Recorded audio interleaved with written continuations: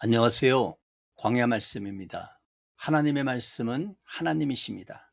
로마의 지하 감옥, 마메르틴 감옥의 축축한 돌바닥 위에 앉아 있는 한 노인, 한때는 교회를 핍박하던 자였습니다.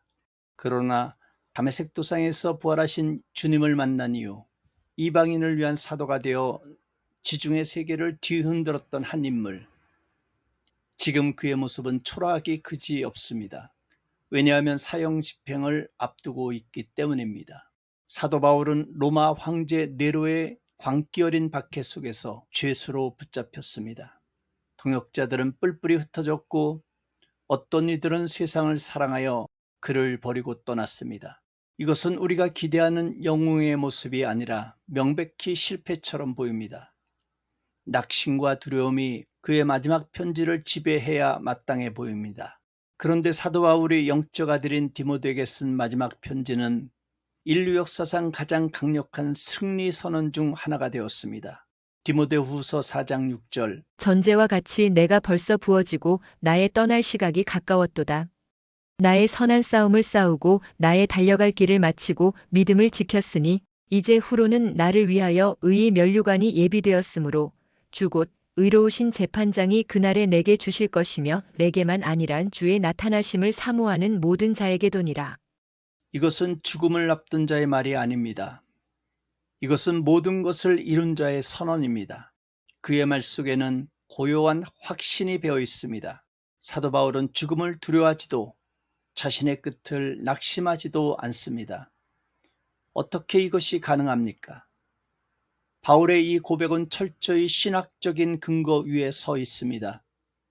우리의 연구는 사도 바울이 어떻게 이 패배한 승리자의 역설을 완성했는지, 그의 시선을 따라가며 바울이 보았던 진실을 밝혀낼 것입니다. 첫 번째 단서는 바울이 자신의 현재, 즉 자신의 주위를 둘러봅니다. 그가 본 것은 무엇입니까? 로마의 사형 집행인이었을까요? 아닙니다. 사도 바울은 이렇게 말합니다. 나는 죄수가 아니라 제물이다. 바울은 자신을 처형될 죄수가 아니라 주님의 영광을 위해 드려질 제물로 봅니다. 그가 사용한 전제라는 단어는 구약 제사에서 이미 드려진 번제물 위에 마지막으로 붓는 포도주나 기름을 의미합니다. 이것은 엄청난 신학적 선언입니다. 사도 바울은 자신의 죽음이 주인공이 아니라고 말합니다. 예수 그리스도께서 이미 십자가에서 완전한 희생 제사를 드렸고 자신은 그 위대한 제사 위에 마지막으로 부어지는 그 영광에 동참하는 마지막 한 방울이라는 것입니다. 사도 바울은 자신의 목숨을 빼앗기는 것이 아니라 스스로 자신의 생명을 주님께 바치는 것이라고 선언합니다. 나는 죽는 것이 아니라 떠나는 것이다. 바울이 죽음이란 단어를 사용하지 않는다는 점입니다. 그는 떠난다는 단어를 사용합니다. 이 떠난다는 헬라어 단어는 당시 두 가지 중요한 의미로 사용되었습니다. 첫째, 군인이 천막을 걷고 이동한다는 뜻입니다. 바울은 자신을 이 땅에 잠시 머무는 하나님의 군사로 여겼습니다. 죽음은 이 썩어질 몸이라는 낡은 천막을 걷고 영광스러운 새 집, 즉 영원한 집으로 이사하는 것입니다. 떠난다는 두 번째 뜻은 배의 닷줄을 풀어 항해에 오른다는 뜻입니다. 그리스도인의 죽음이란 이 세상의 항구에 묶인 밧줄을 풀고 천국의 해안에 계신 주 예수 그리스도를 향해 백길에 오르는 것입니다. 사도 바울은 자신의 현재를 세상의 언어인 죄, 처형, 죽음으로 보지 않고 하늘의 언어, 즉 재물, 이동, 항해로 완벽하게 재정의하고 있습니다. 이토록 강력한 현실 재해석의 근거는 어디에 있습니까? 바울은 자신의 과거, 즉 뒤를 돌아봄에 있습니다. 많은 사람들이 과거의 죄와 실패에 묶여 있지만 바울은 다릅니다. 그는 자신의 과거에서 본 것은 무엇입니까? 완료된 사명입니다. 사도 바울은 싸웠고 마쳤고 지켰다는 완료 동사를 사용합니다. 디모데후서 4장 7절. 나의 선한 싸움을 싸우고 바울의 삶은 문자 그대로 싸움이었습니다. 사도 바울은 가는 도시마다 세상과 육신과 마귀와 싸웠습니다. 그리고 지금 로마에서 마지막 싸움을 맞이하고 있습니다. 그는 이 싸움이 선한 싸움이었으며 이제 그 싸움이 끝났다고 선언합니다. 두 번째 동사는 나의 달려갈 길을 마치고. 이것이 바울의 평생의 소원이었습니다. 사도행전 20장 24절. 내가 달려갈 길과 주 예수께 받은 사명, 곧 하나님의 은혜의 복음을 증언하는 일을 마치려 하면은 나의 생명조차 조금도 귀한 것으로 여기지 아니하노라. 하나님은 우리 각자에게 나만이 달려야 할 길을 주십니다. 중요한 것은 삶의 길이가 아니라 깊이입니다. 스데반은 젊어서 죽었지만 그의 길을 마쳤습니다.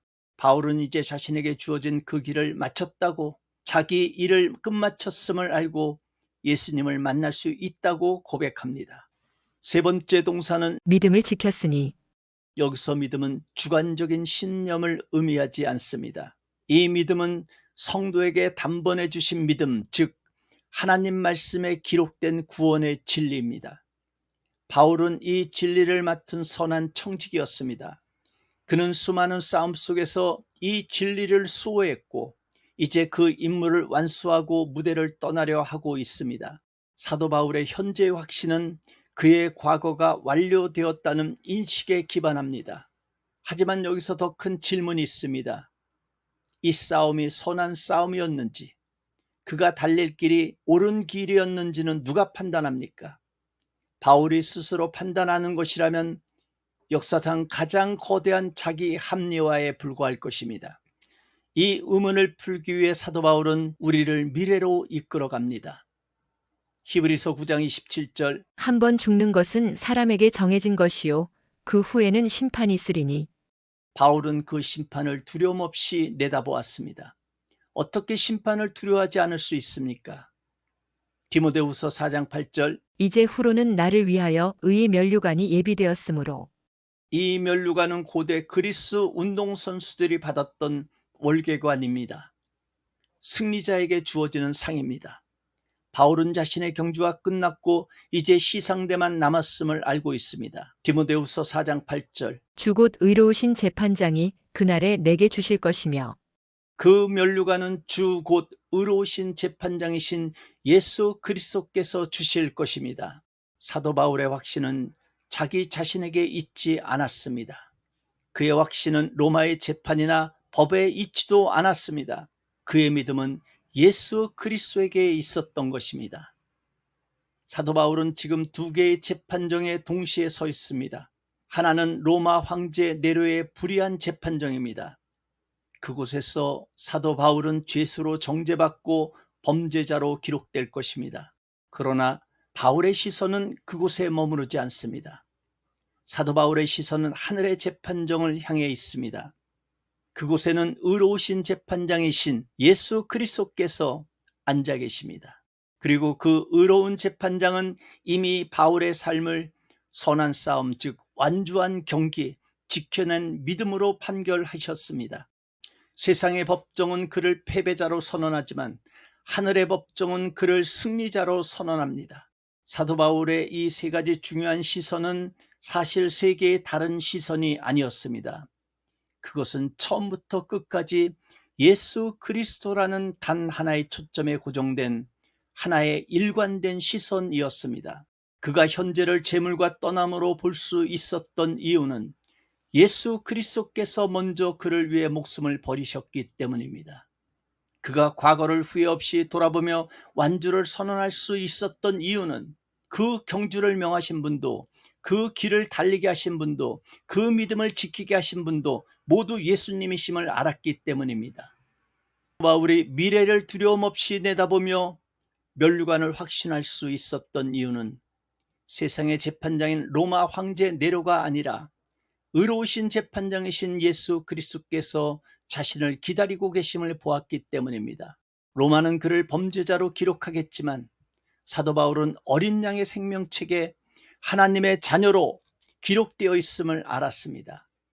세상은 그의 마지막을 패배라고 부르겠지만 예수님은 잘하였도다 착하고 충성된 종아.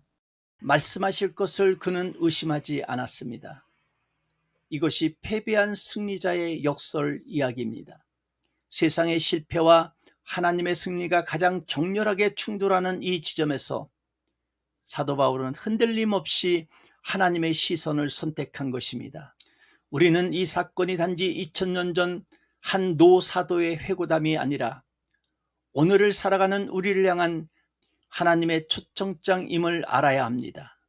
이 세 가지 시선은 우리의 영혼을 진단하는 가장 강력한 리트머스 시험지입니다. 당신은 지금 현재를 어떻게 보고 있습니까? 혹시 로마의 감옥처럼 느껴지는 절망적인 상황 속에서 세상의 시선에 갇혀 자신을 패배자나 죄수로 규정하고 있지는 않습니까? 바울처럼 이 모든 것을 제물로 새로운 집을 향한 이사로 재해석할 믿음이 준비되어 있습니까? 우리는 과거를 어떻게 보고 있습니까? 혹시 과거의 실수와 실패에 얽매여 한 걸음도 나아가지 못하고 있습니까? 아니면 주님이 맡기신 선한 싸움을 싸우고 달려갈 길을 달리고 믿음을 지키기 위해 분투하고 있습니까? 당신은 미래를 어떻게 보고 있습니까? 혹시 불확실한 미래에 대한 두려움과 불안으로 가득 차 있습니까? 아니면 그 모든 불확실성 너머에서 나를 기다리는 의로운 재판장과 그분이 예비하신 의의 면류관을 바라보고 있습니까?